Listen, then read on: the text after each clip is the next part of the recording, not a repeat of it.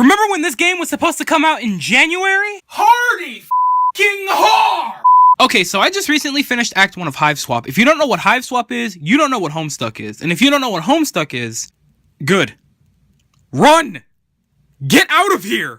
So this isn't going to be like my usual review setup where I go in depth for each individual category because this is only the first act of what I'm assuming to be 5. So it's going to be a lot shorter and a little less fleshed out until the game is 100% complete with all episodes available. So until then, think of these as my current general thoughts and reactions to each episode individually. Then when we have everything, we can get to a full-fledged review. So without further ado, let's hop in. Just starting off, you get a super satisfying looking cutscene that leads pretty much immediately into the game. Simple, well-made animations that were quite pleasing. So neat. Another thing that was actually quite pleasing was the point-and-click system. I could not have imagined a better format fitting for this game. While I may have preferred to move around with the buttons or WASD, I can't complain, really. As you walk around the room and, well, click on stuff, you get a feel for that Homestuck aura, a real feel for that hussy touch. Get what I mean? Just based on the conversations between the characters and their little talking quirks to the descriptions of everything that you click on, you can really tell this game was definitely led in the right direction by Andrew himself. This game's got plenty of comedic moments. I felt myself actually dying of laughter on a specific part. But for the sake of not spoiling too much, I'll just let you try and guess what that section might have been. As far as graphics go, which I realize as I'm typing the script is something I probably should have started off with, they are very fitting and unique. This was a much better approach than the 3D counterpart they started off with. I feel like I'm gonna say this a lot, but it feels very Homestuck and I enjoy that. On to that soundtrack. Lord,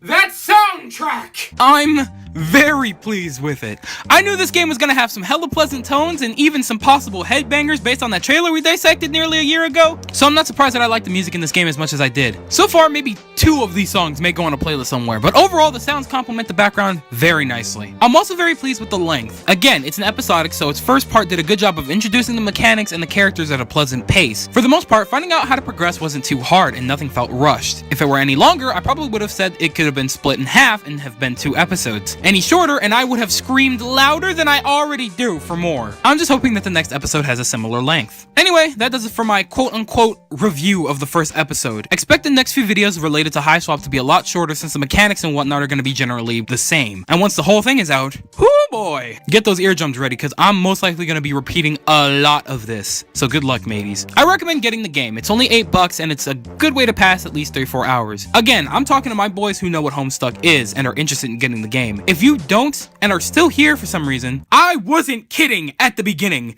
Get the f*** out of here while you still can.